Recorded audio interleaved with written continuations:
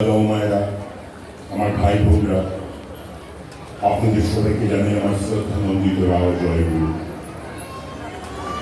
পরমারাধ্য জগৎ জননীর 131তম জন্মদিবস উৎসব উপলক্ষে এই সৎসঙ্গে আপনারা যারা এই সৎসঙ্গে উপস্থিত আছেন তাদের প্রতি প্রত্যেকের ইষ্টময় শান্তি স্বস্তিময় জীবনের প্রার্থনা জানালাম আমার পরমদয়ালের শ্রীচরণ। আজকে আমরা সারাটা দিন ধরে বড়মাকে নিয়ে মেতে আছি। কাউকে যদি জিজ্ঞেস করা হয় যে বড়মাকে নিয়ে যে মাতলাম কেন, তিনি পুরুষোত্তম লীলা সঙ্গিনী এজন্য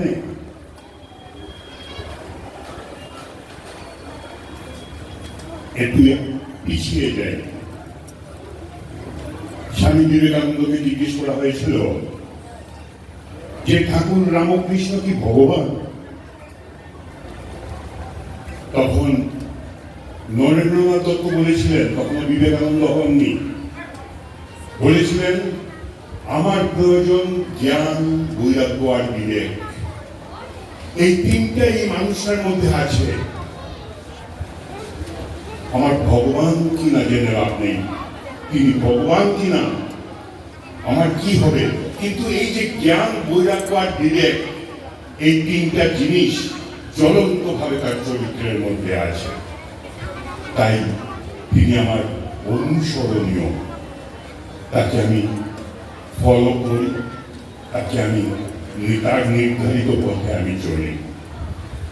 কথাটা বলে এই জন্যে, আমার এখানে যেসব ছোট ভাই বোনরা আছো যাদের বিয়ে হয়নি, আজকে আমার এই ঈশ্বর প্রসঙ্গটা তাদের উদ্দেশ্যে।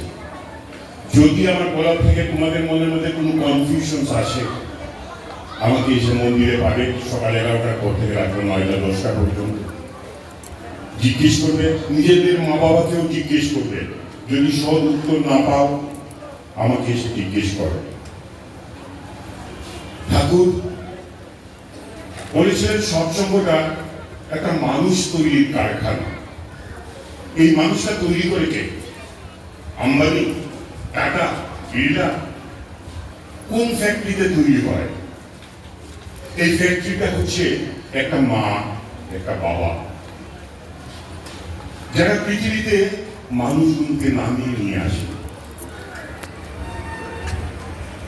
এই মা বাবা কেমন করে হওয়া উচিত? আমি মহাপুরুষদের কথাগুলো বলবো। আপনারা, আমি যাদের উদ্দেশ্যে আজকের এই বক্তব্যটা রাখছি, তারা তাদেরকে ভগবান, মহাপুরুষ এইসব ভেবে চিন্তা করবেন না। ঠাকুর বলেছেন আমি এমন কিছু করিনি যা তোমরা করতে পারো না। সম্পূর্ণ জীবনীটাকে যদি আপনি অ্যানালাইসিস করে দেখেন, ঠাকুর এমন কোন কাজ করেননি যেটা আমি পারি না। প্রয়োজন আমার প্রত্যয়ের, আমার দৃঢ়তা।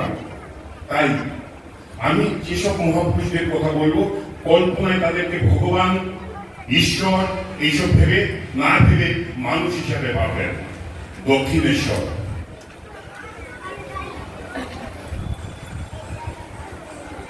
কোন এক প্রসঙ্গে সারদামা ঠাকুরকে জিজ্ঞেস করেছিলেন, আমি তোমার কি? তার মুক্তার্থ প্রশ্ন। স্ত্রী স্বামীকে জিজ্ঞেস করছেন আমি তোমার কি? ঠাকুর বললেন ওমা, সে কি কথা? আমি সারা দিন ধরে যার পুজো করলুম 3 বেলা, নিজের হাতে একটা একটা ফুল দিয়ে ফুলের মালা তৈরি করে যার গলে পরালুম, 3 বেলা আমার হাত দিয়ে ভোগ খাওয়ালুম, 3 বার যার আমি আরতি করলুম। সেই জগৎ লম্বা এখন জগৎ ব্যাপ্তি হয়ে আমার পদসেবা করছে। তুমি তো আমার সেই,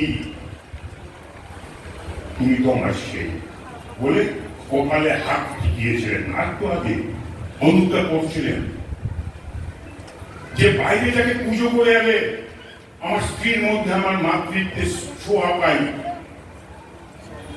অনেকে বলেন ঠাকুর রামকৃষ্ণের সঙ্গে সারদামার বৈবাহিক সম্পর্ক ছিল না, যারা বলেন তারা ভুল।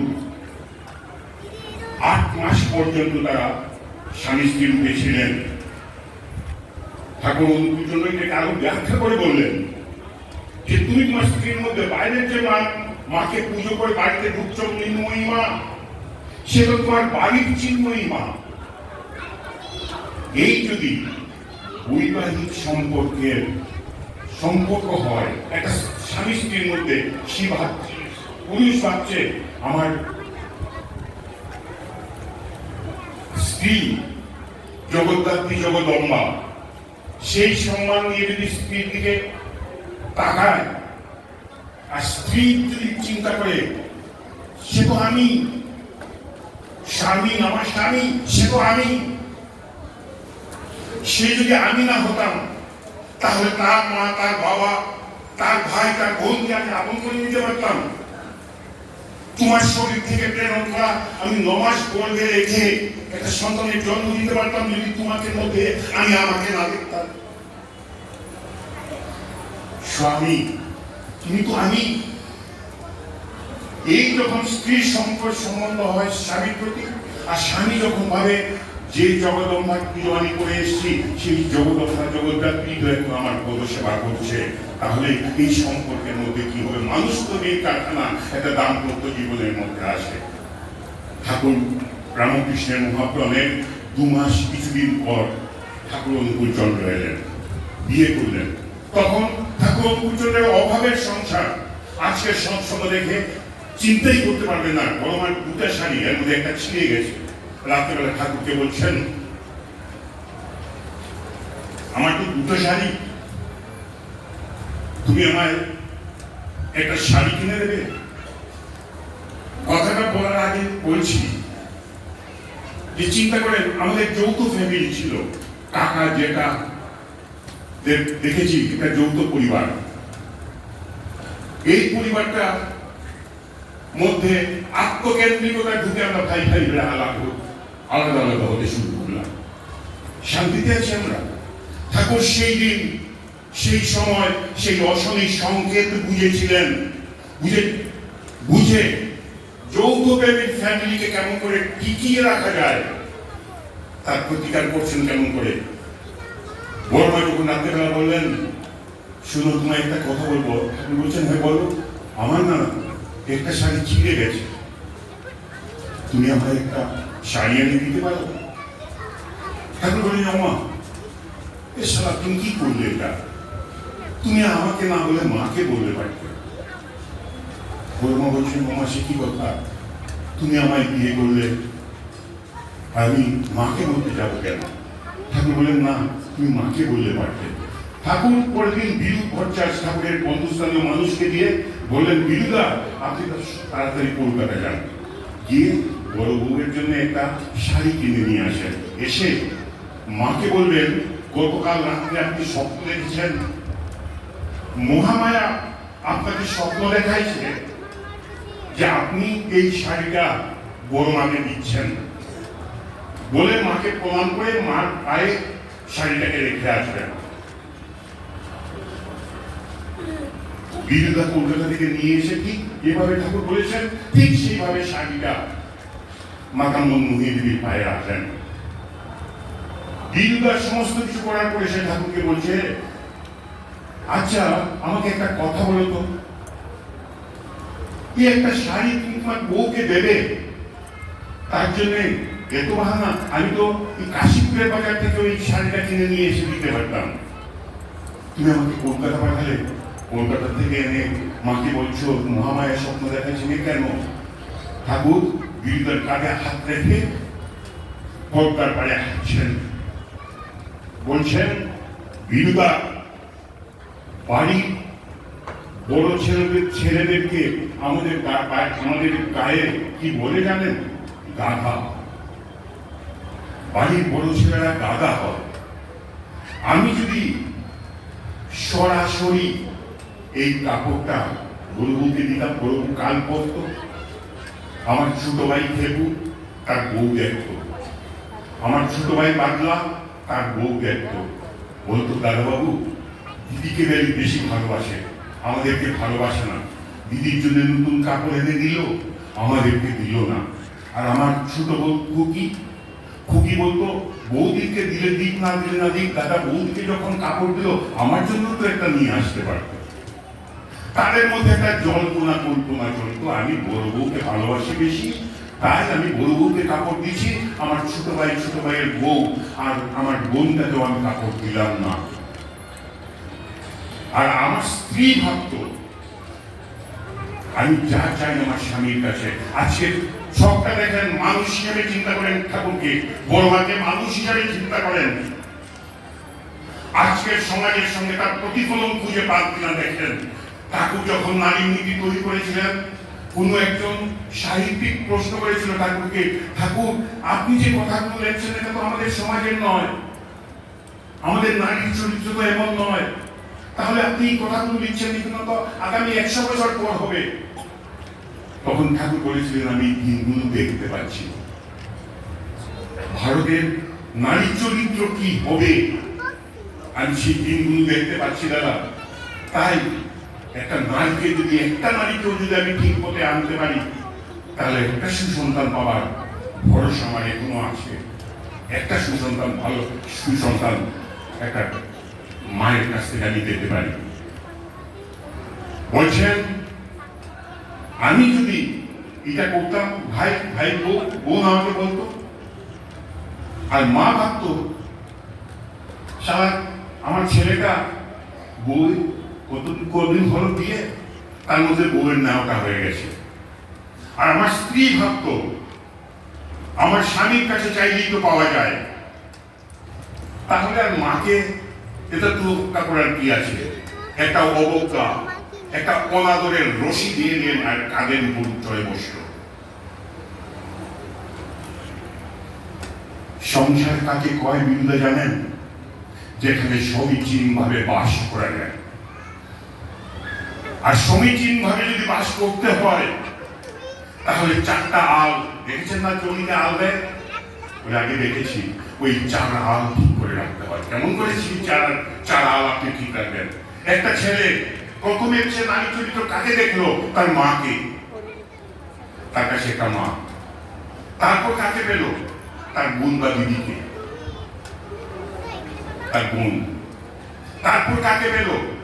তার স্ত্রী। 4টা দিক দেখেন, তার স্ত্রী। তারপর কাকে পেল নারী চরিত্র? তার মেয়ে। মা মায়ের জায়গায়, আমার বোন বোনের জায়গায়, আমার স্ত্রীর জায়গায়, আমার মেয়ের জায়গায়। এই 4টা আলকে যদি আপনি ঠিক করে না রাখতে পারেন বিরুদা, সংসারে থাকবেন বটে কিন্তু সেটাকে সংসার বলে না। বাড়িতে আছেন, মন বাইরে ঘুরাবে। বর্তমান আচার্য তাই বলেন, বাইরে থেকে ঘুরে গেলেন, গিয়ে টিভি দেখছেন, সেটাও বাইরের খবর, না হলে মোবাইল টিপছেন।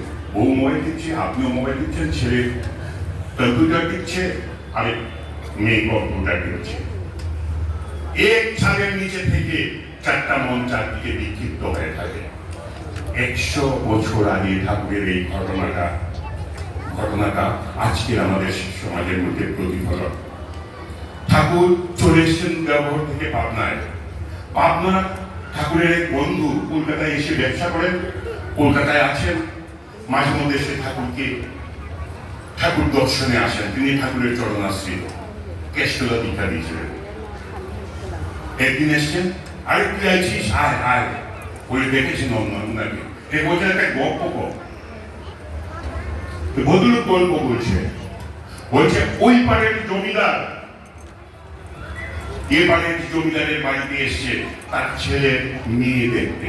তার আগে আপনারা সবাই জানেন যে ঘটক বলে একটা সম্প্রদায় ছিল, যারা প্রত্যেকের বাড়িতে গিয়ে কার বাড়িতে ছেলে আছে, কার বাড়িতে মেয়ে আছে, তাদের বর্ণ কি, তাদের গোত্র কি, এই সমস্ত জিনিস কালেক্ট করে এই মেয়েটার টেম্পারমেন্ট কেমন, এই ছেলেটার টেম্পারমেন্ট কেমন, এইসব জেনে যার সঙ্গে যার কম্পেটেবল ম্যারেজ হয় তাদের কাছে আছে এই খবরগুলো পৌঁছে দিত।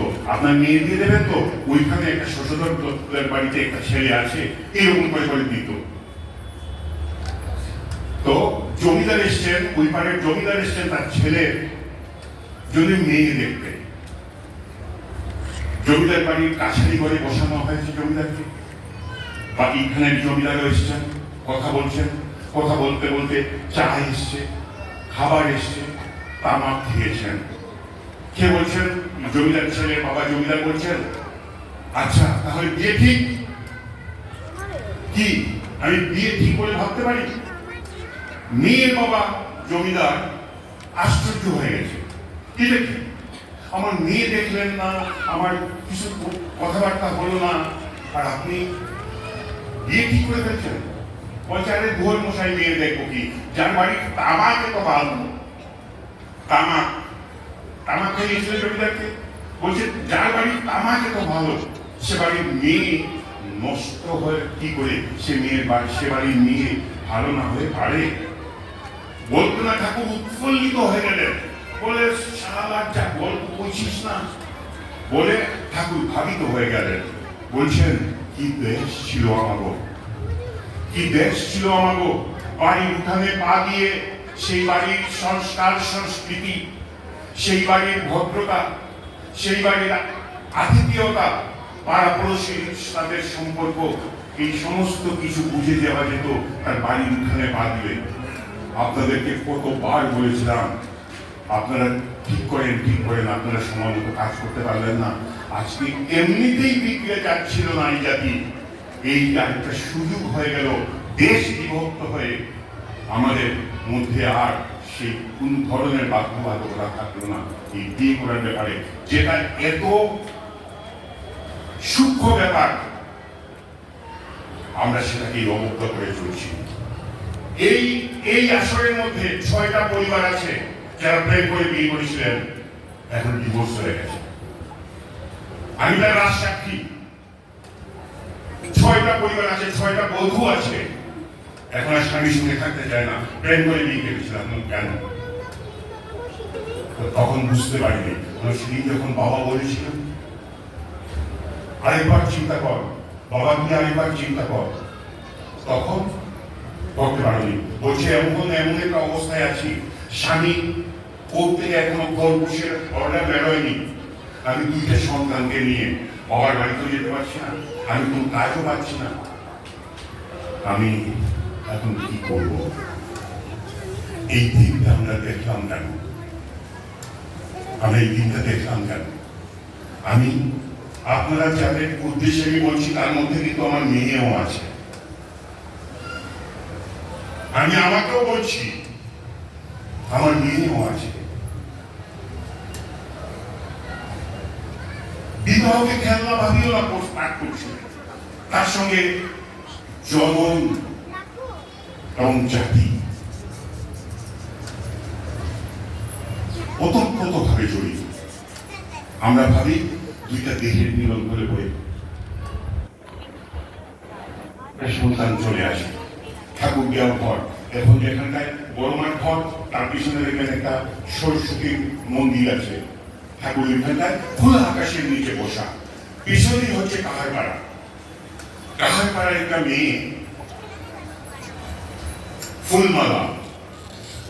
ফুলমালা ঠাকুর বাড়ির ভিতর দিকে এসে তার মেইন রাস্তায় পড়ছিল। ফুলমালা ওই দিক, ঠাকুর এখানে বসা, ফুলমালা ওই দিক দিয়ে যাচ্ছিল। ঠাকুর হঠাৎ ঘাট ঘুরিয়ে বলছেন, এই ফুলমালা, কোথায় যাচ্ছিস? ফুলমালা দৌড়াতে দৌড়াতে এলো, ঠাকুরকে প্রণাম করলো। যে লেখকের, আমার সঙ্গে তো ঘটনাটা ঘটেনি, আমি যে লেখকের পড়া পড়েছি, তিনি বলছেন, একটা সাঁওতাল মেয়ে, কালো কুচকুচে মেয়ে, কিন্তু তার শরীরের গঠন আর চেহারার আকৃতি রাস্তার গরু কুকুর দিকে একবার তাকায়, এত সুন্দর লাগতো মেয়েটাকে দেখতে। সেই মেয়েটা সে যখন ঠাকুরকে প্রণাম করে বললো, ঠাকুর কিছুক্ষণ পরে জিজ্ঞেস করছেন, এই ফুলমালা, কবে যাচ্ছিস? ফুলমালা বলছে, ঘর যাচ্ছি। ঠাকুর বলছেন, তো ঘর না ওই দিকে ছিল? বলছেন, না, আমার ঘরটা এখন এই দিকে। কিছুক্ষণ পর ঠাকুর বলছেন, জামাই পাল্টাই ফেলছিস? বলছে, হ্যাঁ ঠাকুর। কেন? বলছে, বহুত মারতো আমাকে। ঠাকুর জিজ্ঞেস করছেন, এখনের বরটা মারে? বলছে, মারে না ঠাকুর, তবে খুব গালি পায়। ঠাকুর বিরক্তের দিকে তাকানো, ফুলমালাকে ইউজেনিক সায়েন্স, যার ফাদার বলা হয় মাইকেল সাবাম আমেরিকার। এক একটা বইয়ের দাম 15,000, 16,000, হাইয়েস্ট বইয়ের দাম হচ্ছে 60,000 টাকা। যিনি ভারতবর্ষের সমস্ত পৃথিবীর মানুষকে ইউজেনিক সায়েন্স, সন্তান কেমন করে ভালো সন্তানের জনক জননী হওয়া যায় সে ব্যাপারে লিখছেন। ঠাকুর 100 বছর আগে ফুলমালা একটা সাঁওতাল মেয়েকে ইউজেনিক সায়েন্স শেখাচ্ছেন। বলছেন, শোনো ফুলমালা, আর জামাই পাল্টায় না, আর জামাই পাল্টায় না।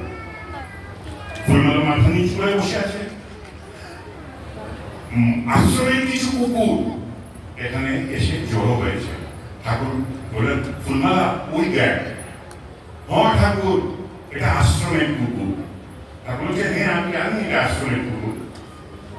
তবে বলতো, এই যে খয়ের উপরে সাদা সুখ, কালো কুকুরের উপরে সাদা সাদা সুখ কেন? ও আমি কি করে বলবো ঠাকুর? ঠাকুর বলছেন, কি হয়েছে জানিস? এইবার যখন বাচ্চা হওয়ার জন্য এই কুকুরি মাটা একটা কুকুরকে ভালোবাসছিল, যেদিন এই ভালোবাসার সময় আগের যেসব কুকুরের সঙ্গে সেই কুকুরিকে সহবাস করেছিল তাদের স্মৃতি তার মাথার মধ্যে এসেছিল। যতটা কুকুরের স্মৃতি এসেছিল ততটা সুখ তার শরীরের মধ্যে। সেদিন কেষ্টদার মতো মানুষ হেসে উড়িয়ে দিয়েছিলেন যে এই মনের চিন্তা করার সঙ্গে সন্তানের কি সম্পর্ক, সন্তানের কি সম্পর্ক। আজকে মাইকেল সাবাম বলছেন, একটা আমেরিকা কাকুল তাদের বাচ্চা হয়ে গেছে নিগ্রোর মতো। রে হাউজারম্যানের কাছে গিয়ে বলছে, আমার বউ গায়ে কুলোরা, আমার এটা আমার বাচ্চা নয়। নিগ্রের মতন কার্লিং হেয়ার, কালো একটা বাচ্চা, আমেরিকান দম্পতি, সাদা ফুটফুটে মা বাবার ঘরে একটা কালো বাচ্চা। মাইকেল সাবামের বইয়ের মধ্যে আছে। রে হাউজারম্যানের কেস, রে হাউজারম্যান এটা রেফার করেছিলেন মাইকেল সাবামকে। তখন তাদের যখন অন্তিম পরিস্থিতি, তখন রে হাউজারম্যান তাদেরকে বলছেন, আমি ইন্ডিভিজুয়ালি আপনাদের সঙ্গে কথা বলবো। ইন্ডিভিজুয়ালি যখন কথা বললেন, 7 থেকে 10 দিন মাইকেল সাবামের রে হাউজারম্যান আমেরিকান লোকটাকে বলেছে, তোমার বউ দুশ্চরিত্র নয়। বলছে, তুমি কেমন করে বলছো? বলছে, নাইগারা ফলস গেছিলে তোমরা? বলছে, এখানে গেছিলাম। সেখানে একটা নিগ্র বারমুলা আর স্যান্ডো গেঞ্জি পরে তোমাদের সামনে সামনে হাঁটছিল। তার মাসুলগুলো তোমাদের খুব লুক লাগিয়েছিল। বলছে, হ্যাঁ। তুমি আর তোমার বউ একসঙ্গে রেখেছিলে? বলে, হ্যাঁ। তুমি যেদিন তোমার স্ত্রী কনসিভ করে সেদিন সেই নিগ্র তার মনের মধ্যে এসেছিল বলে নিগ্র বাচ্চা হয়ে গেছে। ফুলমালাকে ঠাকুর বলেছিলেন, মাইকেল সাবাম এখন লিখছেন, যেটা এই ইউজেনিক সায়েন্স। তাই আমার একটা ছেলে একটা মেয়েকে ভালোবাসতে পারে, একটা মেয়ে একটা ছেলেকে বাঁচতে পারে, কিন্তু বিয়ের আগে সেটা ঠাকুরের বিধি বিধান মতো কিনা সে দিল তোমাদের কাছে। এই এক একটা ভুল আমি খানা দেখতে পাচ্ছি এক দুজনকে, যারা আজ এসে বলেছিলেন প্রেম করে বিয়ে করেছিলাম, আজকে আমি ঘর করতে পারছি না, আমার দৃষ্টির মধ্যে আছে, আপনারা বললে আমি দেখে তুলে দেবো। কিন্তু এই পরিণতি প্রয় আমার মেয়ের সমতুল্য, আমার ছেলের সমতুল্য, এই পরিণতি আকাঙ্ক্ষা করে কেউ কোনো বাবা, আমি বলি আমার মেয়ের এই হোক, তার থেকে বাঁচার উপায় করি, বাঁচার উপায় আমি ঠাকুর তোমার মতো হতে চাই। আমি হতে গেলে কি করতে হবে? এই শত উদ্ধার, আমি অপ্রতি, আমি অমানি, আমাকে আমার চরিত্রে চরিত্রায়িত করতে হবে। আর মায়েরা যারা আছো তাকে বড় মাকে আদর্শ করে আমি আমার জীবন যদি চলি, তাহলে এই জন্মদিন প্রতিপাদনের সার্থকতা আমরা আমাদের জীবনে খুঁজে পাবো, নতুবা পাবো না। তাই ভালো লাগতে পারে, ভালোবাসাটা কিন্তু শুধু বিয়ে নয়। আমার একটা ছেলেকে একটা মেয়েকে ভালোবাসতে পারে, ভালো লাগে আমার, কিন্তু বিয়ে করার আগে তোমাদের কাছে করজোড়ে আমার বিনতি, ভুল করার আগে একবার দেখে নিও সেটা ঠাকুরের বিধি বিধান মতো কিনা। আর সেটা ঠাকুরের বিধি বিধান মতো কিনা যদি নিজেদের মা বাবা উত্তর দিতে না পারেন, আমার কাছে আসবে। রবীন্দ্রনাথ ঠাকুরের নাতনি, রবি ঠাকুর বিয়ে যেতে পারেননি, নাতনি দাদুকে চিঠি লিখছে। এটা আমার বক্তব্যের শেষ পর্যায়ের কথা। চিঠি লিখছে, দাদু আমার বিয়েতে তুমি আসনি, তুমি পত্র মারফত আমাকে একটু আশীর্বাদ পাঠিও। রবি ঠাকুর চাল্লানের একটা কবিতা লিখেছিলেন, সুখে কিংবা দুঃখে থাকো তাহে চিন্তা নাই, সুখে কিংবা দুঃখে থাকো তাহে চিন্তা নাই, তোমরা তারই হও প্রার্থনা তাহাই। আমাদের প্রতিদ্বন্দ্ব থেকে প্রার্থনা তাই হোক যে প্রভু আমি তোমার, আমি তোমার। আমার প্রার্থনা তোমরা তারই হও, তার হবে ঈশ্বরের, তোমরা তারই হও প্রার্থনা তাহাই। এই চিঠিটা পাঠিয়েছিলেন রবি ঠাকুর নাতনিকে। উপনিষদ বলছে বিপদ নৈব বিপদ, বিপদটা সারা সময় তোমার কাছে থাকবে না।